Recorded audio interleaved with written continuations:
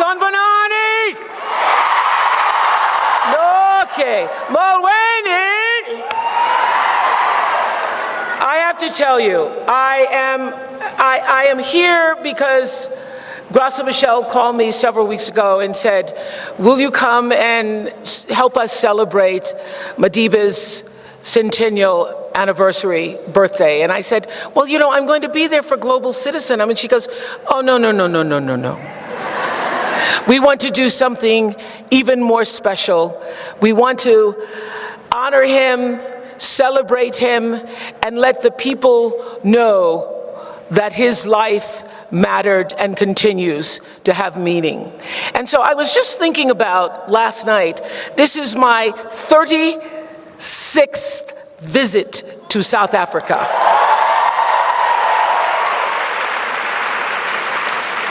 I have been here 36 times, and I keep coming back because I love this country, and I love its people. And I left campus, I left the Oprah Winfrey Leadership Academy campus in Henley today. I come at least once a year to teach a class called Life 101. It's everything I wish somebody had told me before I graduated. So I come to teach the matrics, but I left the matrics today to be here with you to celebrate the birth of opportunity, the birth of hope, the birth of freedom, the birth of Nelson Mandela.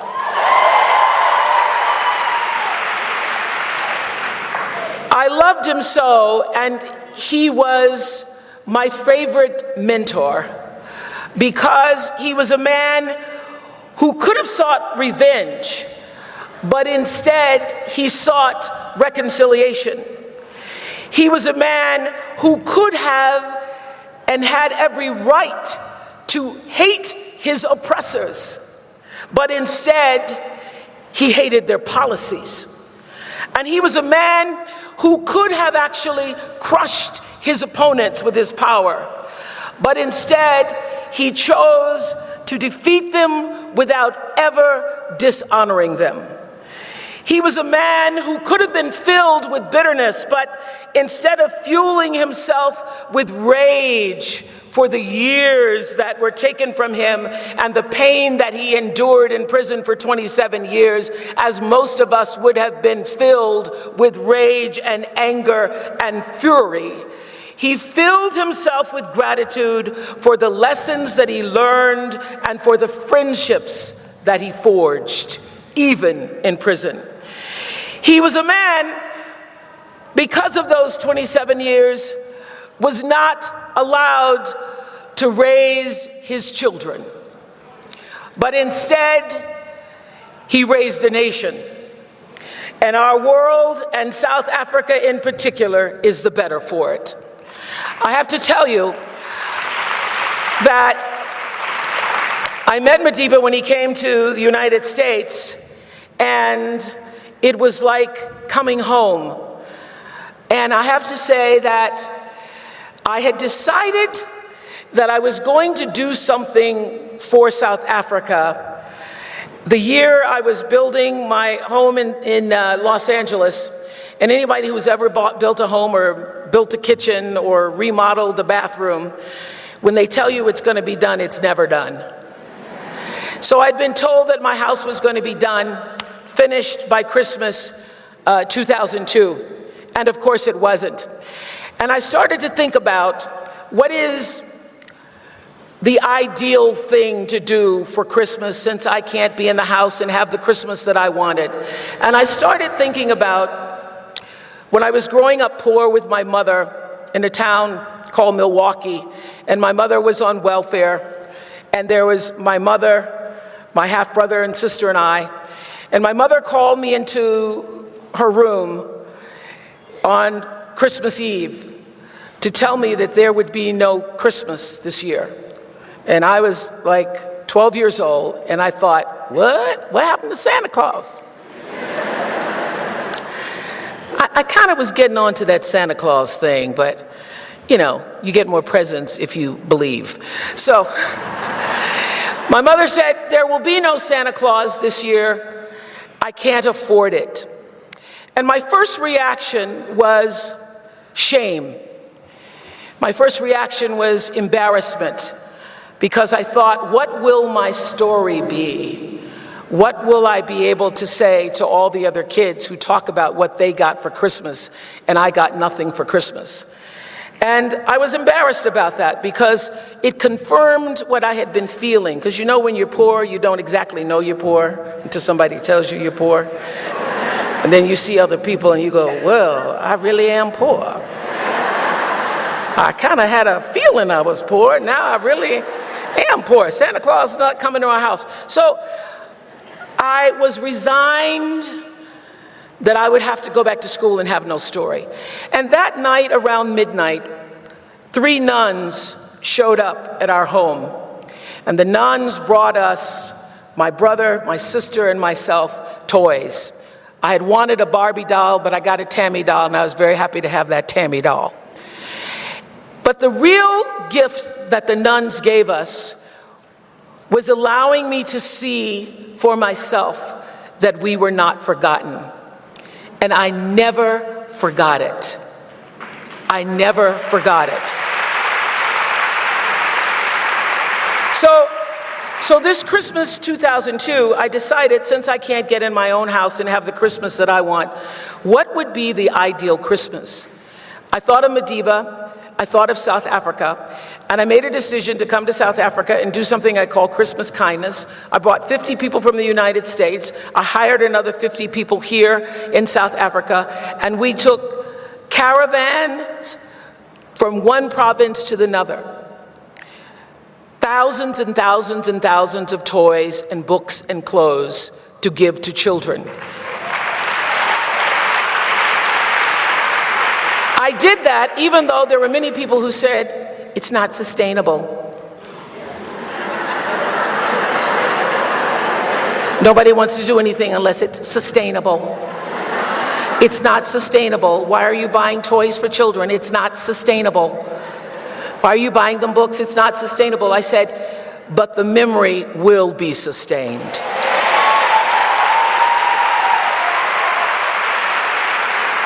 And so, I make these plans to come to South Africa in 2002, and Nelson Mandela hears about the plans and he says, you must stay at my home.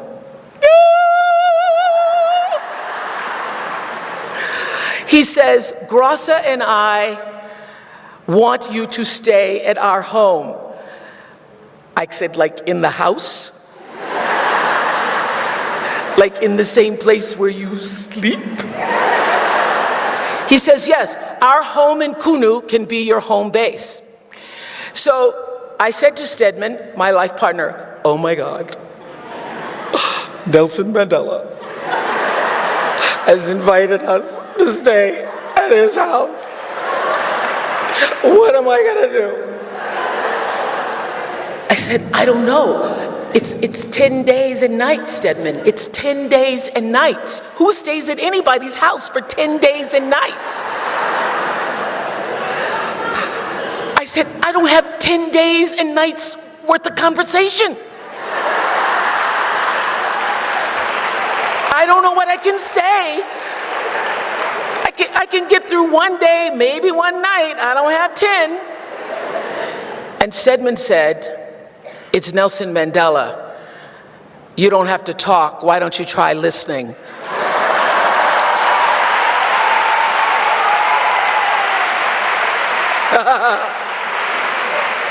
Such good advice, Stedman.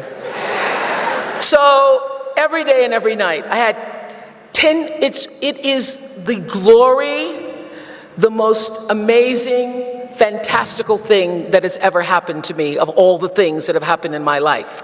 I got 10 days and nights and 29 meals with Nelson Mandela and Graça Machel. Thank you very much. And every night, I'd sit at dinner, he would wait at the table, I'd sit on his right-hand side, and he would talk about life and his years in prison and his experiences. I wanted to take notes. I wanted to sit at dinner with a notepad, but I didn't. But what I learned in those 10 days and nights and 29 meals was that his goodness, his integrity, his soul could not be contained in a 7 by 9 foot cell. And I am here today to remind us that even now, his spirit lives. Nelson Mandela passed 5 years ago, and sometimes it feels like it was forever ago, and sometimes it feels like it just happened a few weeks ago. But sitting at his funeral, I could sense and feel that I didn't think he had passed away from us. Instead, it felt like he was passing through us. Because we are Mandela's children, and we are his legacy, and his legacy speaks to us.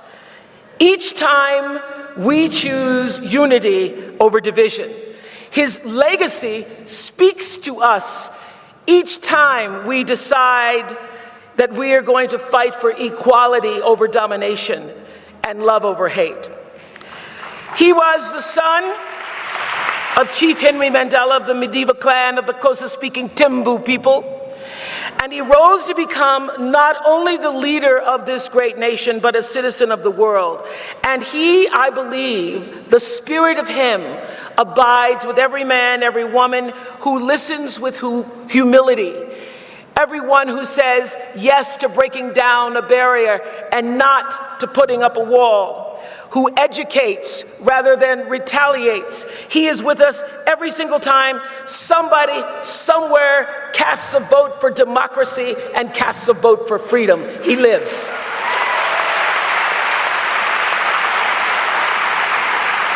So I was nervous at first going to Kunu, and after a while, after about 6 meals, I became comfortable with Madiba, and so comfortable that we could sit in silence. We could sit in silence and share the paper, sit in the living room, talking about the problems that ravaged the nation then and now. He was most concerned always about poverty and its devastation to people's lives. He was most concerned about how poverty bred violence, how poverty brought about a lack of health care and a proper education. He was concerned then, as I am concerned now, about a generation of young people who are not being empowered with the quality of education that they need and that they deserve to fulfill their natural-born intelligence and potential. Young people who are discouraged and turn to alcohol and drugs and crime or worse. And I would say it's hard sometimes not to be discouraged, and so blessed easy to become disillusioned, to let apathy set in. Madiba himself sometimes felt discouraged. He was, after all, human. But he also felt the collective heartbeat of his people. He knew that mountains could be moved, the gridlock could be eradicated, if we were all to join forces and work together in service for something greater than ourselves. That is what he believed, and it is what I know to be true. One of my favorite quotes is from another powerful leader, Dr. Martin Luther King, who once said, "Not everybody can be famous." And if he were alive today, he would say, no matter how many selfies you take. Not everybody can be famous, but everybody can be great, because greatness is determined by service.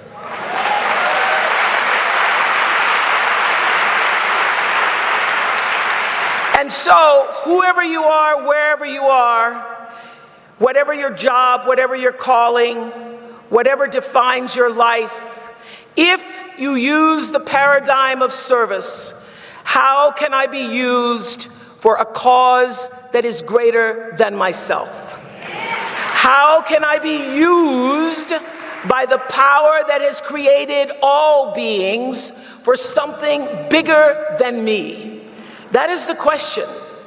And asking that question, I understood that when Nelson Mandela got discouraged, he didn't despair. When he got discouraged, he got busy. He never permitted the darkness to extinguish his light. And I am here today to offer a prayer that we all continue to live in his light, to connect to his vision and strive for it. That light never shined brighter for me than in 2007, when I opened the Oprah Winfrey Leadership Academy for Girls, in support of Madiba's mission to alleviate poverty by educating girls. So this is how it came about. Madiba and I were just sitting in the living room. We were chit-chatting, as we do. And he passed me the paper, and there was a story about a young boy who had lost his grandmother, lost his home, and would not be able to be educated unless somebody was going to support this boy. And we started talking about what is the answer to eradicating poverty. And I said, the only answer I knew was education. He said, yes. And I said, well, one day I would actually like to build a school, and it would be a school for girls, because I believe that women are going to save South Africa.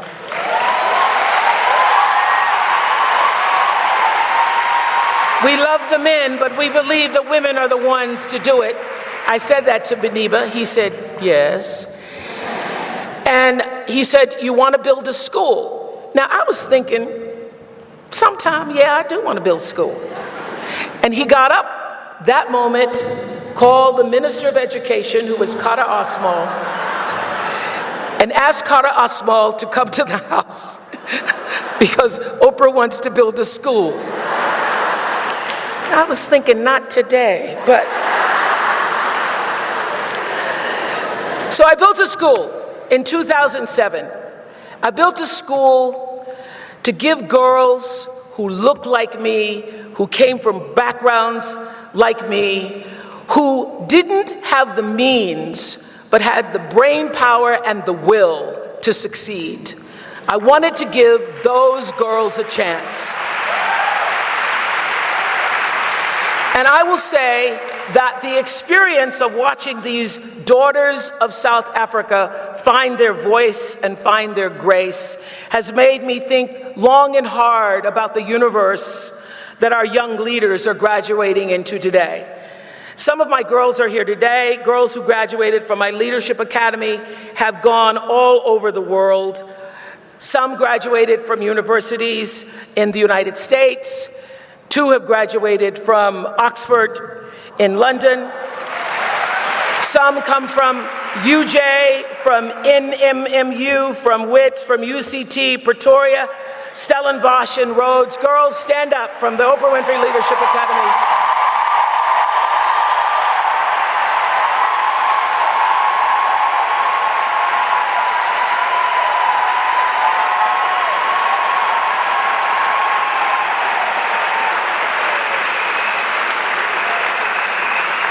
And we just got our first doctor, graduated from Stellenbosch. Boitumela Tepi. Boitumela, stand up. Turn around.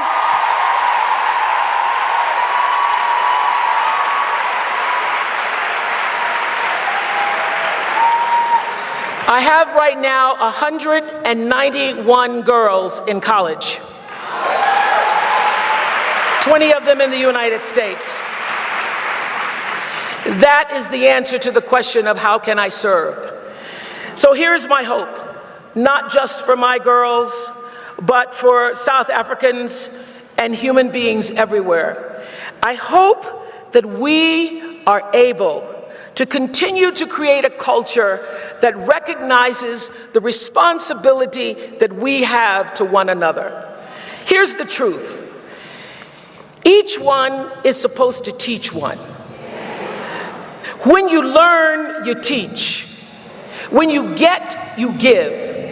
So when I first realized that I had enough money to take care of myself, the first thing I did was take care of my parents, take care of my family. And then I started to think about, who else can I serve? I want to serve people who are like me, who come from circumstances like me. I want to give them a chance to better themselves. And so the dream for this academy had been birthing itself within me for years. Because from the time I started to make just enough money to make sure that my bills were paid, I started to ask the question, who else can I serve? Who else can I serve? So it doesn't have to be a big thing. I know everybody can't build a school. Everybody can't go out and make legendary promises, but you can take care of the person who's closest to you. You can offer help. You can offer assistance. You can ask the question, how can I be used for something greater than myself? And in doing that, you align with Madiba's vision, both compassionate and practical. You see, because he understood that he knew that when one of us is wounded, all of us bleed. He knew that if one of us is lacking, all of us are somehow affected. And he had tremendous hope for humanity, but make no mistake, it was an active hope. Hope without a plan is meaningless. So I opened the Leadership Academy because it was imperative for me to begin to move beyond just hoping for a better future for South African girls and women. We all need to roll up our sleeves wherever you are, whatever you can do, and begin to build a new future. And we need to do it and pay forward everything that you have been given. We must bond our hope to action and let those actions align with our values. I am, as you may have heard, a big fan of Michelle Obama's book. Her memoir, Becoming, I recommend it for everybody. And the first thing I loved about it was its title, because, at least to me, the word becoming suggests that we all are forever evolving, constantly learning how to give more of ourselves to each other, but first filling your own cup. And I want to say this to the women. For a long time, I was afraid when people would say to me, oh, she's so full of herself. Oh, she thinks she's so much, she's so full of herself. I would hide behind that and try to say, oh, no, I'm not full of myself, I'm not full of myself. Until I recognized that unless you're full, you don't have enough to give to anybody else.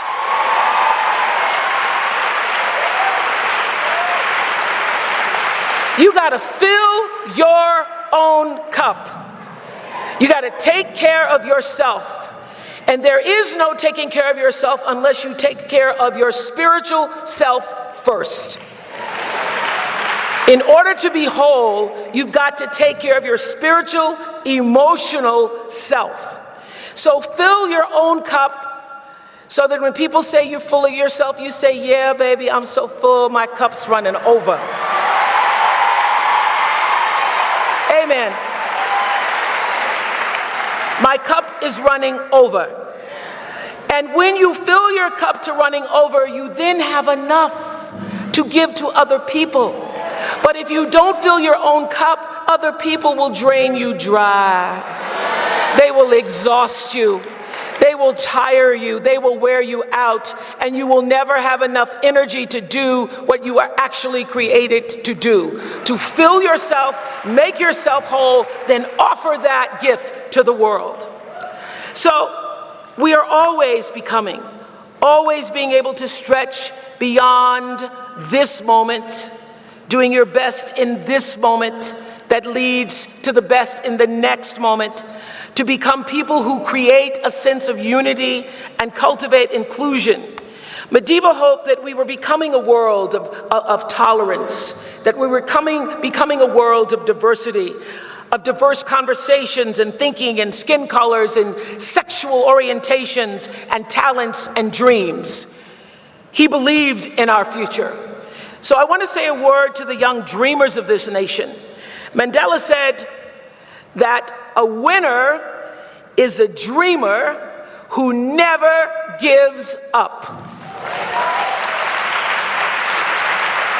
So my offering to you today, young people, is never give up, because it is your fresh perspectives that are going to bring about unprecedented innovation for this country. We need you. You are in the majority, but I realize that the statistics are abysmal, that you're still the most vulnerable in the labor market, with more than 1 in every 3 of you out of work. Do not give up. Find a way. And I want you to know that your day will come, it's coming, it's on its way because of you. And I want you to know that I applaud your resilience. The thing that's so remarkable about every single girl that comes to my school is all of the trials and all of the traumas they've been through. Most girls have experienced 6 major traumas by the time they get to my school. And in spite of that, they still rise. And so I say to all the young people, you too can rise, because you are capable and you are brimming with the wisdom of all who came before you.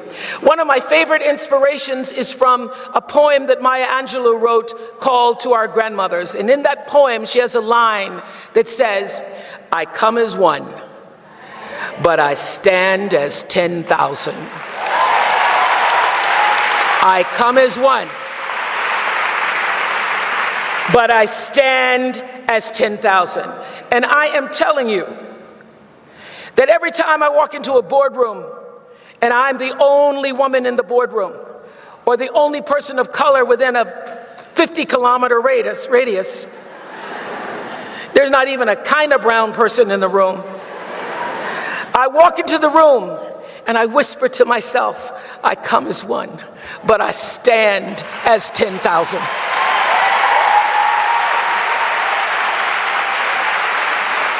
Who are your 10,000? Who are your 10,000? I come and I stand. I stand with my mother and my grandmother and her grandmother and her grandfather and her grandmother and her grandfather before them. I stand as 10,000, remembering the stories of my ancestors. It's important to know the stories from which you've come and be guided by those stories and their transformative power on your life. Take the lessons from their lives. Take their sacrifice. Take their courage. Take their hope. Take their strength. Take their guts. Take their resilience. Take their warrior spirit, and take their crowns and put it on your head and wear it.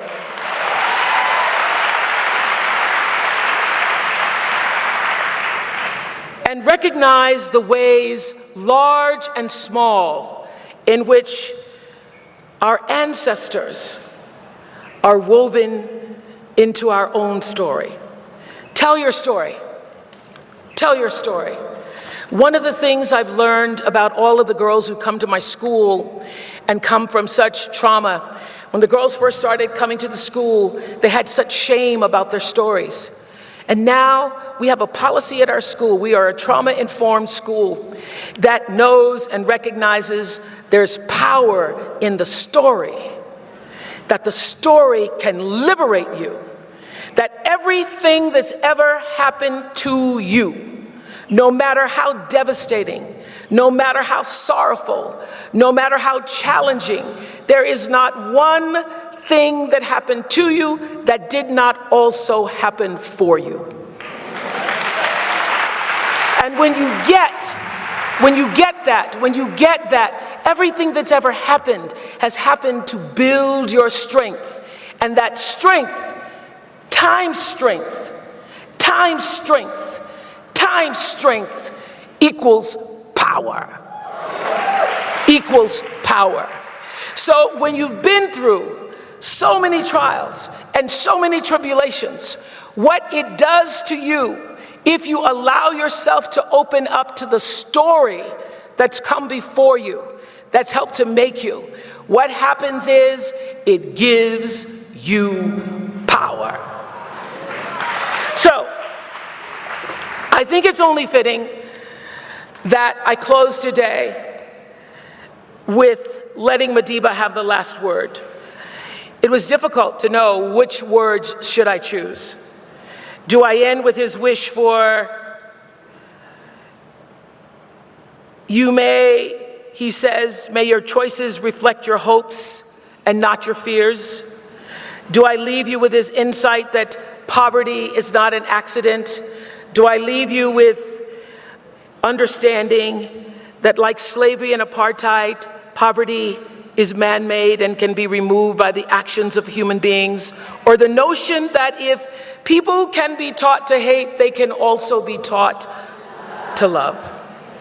He used to say, and this is my favorite, I never lose. I either win or I learn. So let's all take some comfort in that.